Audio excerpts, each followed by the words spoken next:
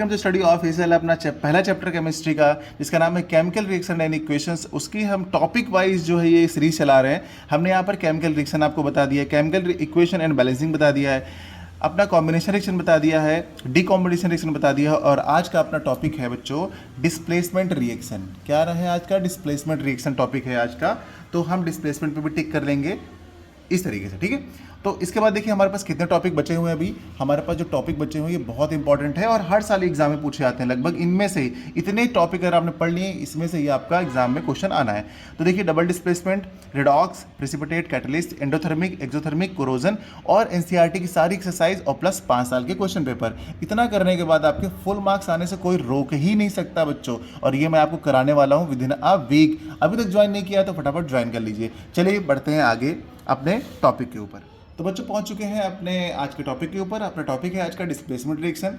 तो displacement reaction चलिए समझते हैं क्या होता है। देखिए डिस्प्लेसमेंट रिएक्शन की सबसे पहले हम समझते हैं डेफिनेशन क्या होती है और फिर समझते हैं उसका मीनिंग। देखिए a reaction in which more reactive element displaces a less reactive element from the aqueous solution of its compound is called displacement reaction.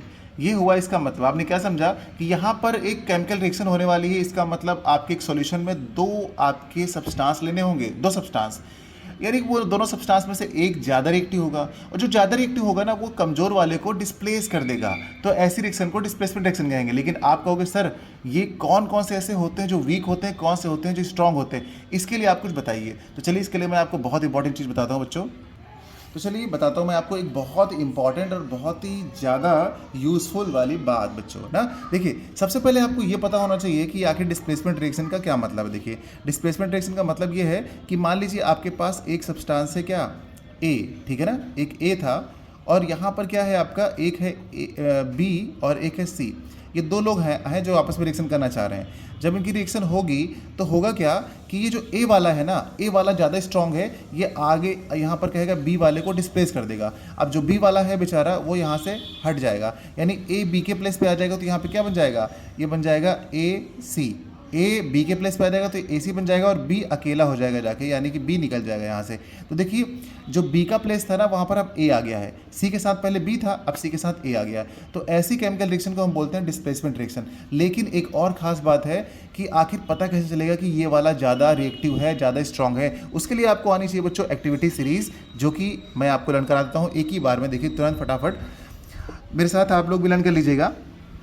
देखिए यहाँ पर हम एक्टिविटी सीरीज रन करने वाले हैं। तो एक्टिविटी सीरीज क्या है, सबसे पहले हम कहेंगे के मतलब आप कालू कहिए, कैटरीना कहिए, करीना कहिए, जो भी कहिए। कैटरीना ने कार मांगी, कैटरीना ने कार मांगी, ठीक। कैटरीना ने कार मांगी, ठीक है। कौन कौन सी कार मांगी? ऑल्टो, जेन, फरारी, ठीक है। ऑल्टो, जेन, फरारी का मतलब एल्युमिनियम, जिंक और ये आयरन, फरारी, ऑल्टो, जेन, फरारी। फिर क्या कहेंगे? सुनो मतलब एसएन, सुनो, ठीक है। आगे बढ़ते हैं थोड़ा सा। सुनो, फिर भी का मतलब पीबी, हाय मतलब एच, सुनो फिर भी हाय, क्यों मतलब कॉपर, मिली मतलब मरकरी, क्यों मिली, सिल्वर प्लेटेड ऑडी। तो आप कहोगे सिल्वर मतलब एजी, सिल्वर प्लेटेड मतलब क्या? प्लेटिनम। तो प्लेटिनम आप नीचे रख दीजिएगा और ऑडी ऊपर रख दीजिए। ये थोड़ा सा ट्विस्ट है, हल्का सा ध्यान रखिएगा। Silver plated Audi, platinum actually least reactive होता है इसलिए हम सबसे नीचे इसको रखते हैं। तो ये हो गई अपनी एक्टिविटी सीरीज जो मैंने आपको बताई है। इस तरीके से आप याद कर लीजिएगा बच्चों। फिर से एक बार रिविजन करा देता हूँ। कैटरीना ने कार मांगी, ऑल्टो, जेन, फरारी, सुनो फिर भी हाय, क्यों मिली, सिल्वर प्लेटेड ऑडी। तो इस तरीके से आप ये अपनी एक्टिविटी सीरीज याद कर लेंगे और फिर इसके बिहाफ पे आप कोई भी आसानी से केमिकल रिएक्शन कर सकते हैं। ये आपको याद करनी ही पड़ेगी, कोई ऑप्शन नहीं बच्चों।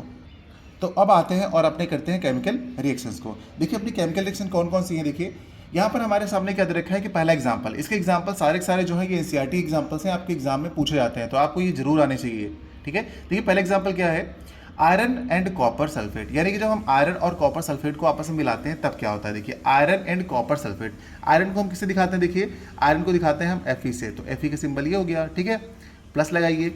और कॉपर सल्फेट का क्या होता है फॉर्मूला? कॉपर मतलब Cu, सल्फेट का मतलब होता है SO4, ठीक है। उसके बाद यहाँ पर हम एक एरो बनाते हैं। अब यहाँ पर हमको लिखने वाले होते हैं प्रोडक्ट। तो यहाँ पर देखिए Fe जो है वो ज़्यादा रिएक्टिव है कि नहीं अभी पता चल जाएगा। देखिए यहाँ पर जो भी हमने ऊपर लिखे हैं, ऊपर वाले ज़्यादा रिएक्टिव है नीचे वाले से।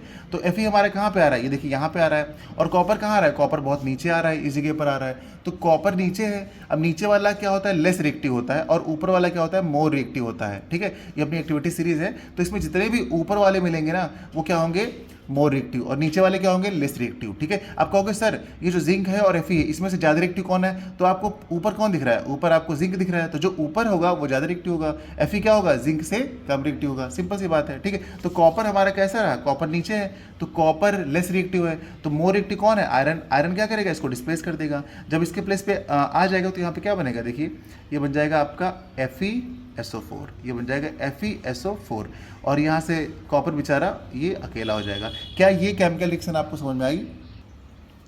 देखिए यहाँ पर कितनी आसानी से जो है ये केमिकल रिएक्शन अपनी हो गई है। अब बैलेंसिंग देख लेते हैं। यहाँ पे एक Fe है, यहाँ पर भी एक Fe है, यहाँ पर एक कॉपर है, यहाँ भी एक कॉपर है, यहाँ पे SO4 है, यहाँ पे SO4, यानी कंप्लीट बैलेंस है। बस बैलेंसिंग आप जरूर चेक कर लीजिएगा एक बार। चलिए अगला एग्जाम्पल करते हैं। अगला एग्जाम्पल है हमारा बच्चों ये जिंक एंड कॉपर सल्फेट। तो आप लिखेंगे जिंक, आपने जिंक लिख लिया, और उसके बाद आप प्लस लगाइए और कॉपर सल्फेट लिखेंगे। कॉपर सल्फेट फिर से वही CuSO4, ठीक है, और यहाँ पर एक एरो लगाइए। अभी आपने देखा अपनी एक्टिविटी सीरीज में, जो अपनी एक्टिविटी सीरीज में जिंक ऊपर है और कॉपर बहुत नीचे है। तो कॉपर कैसा है, लेस रिएक्टिव है, तो कॉपर बेचारा तुरंत डिस्प्लेस कर दिया जाएगा।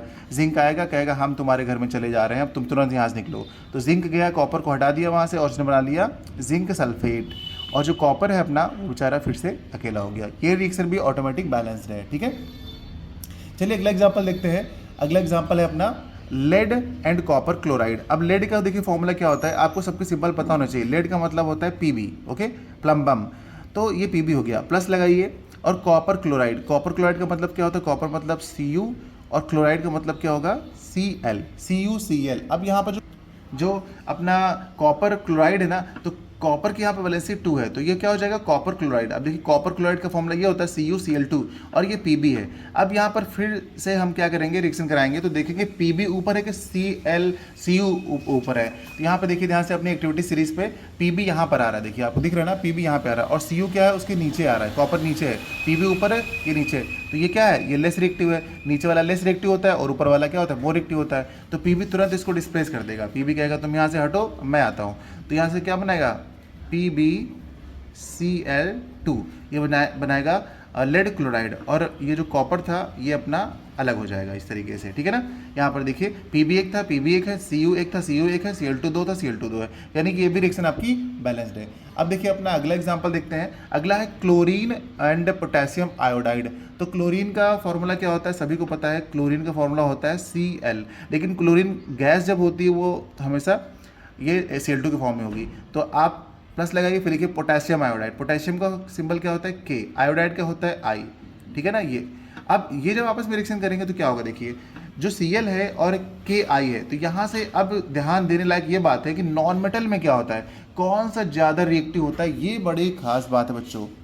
तो देखिए आपको पता होना चाहिए जो Cl2 है यानी क्लोरीन जो है वो आयोडाइड से ज़्यादा रिएक्टिव है। ध्यान रखिएगा, Cl2 जो है वो ज़्यादा रिएक्टिव है किससे, आयोडाइड यानी आयोडीन से।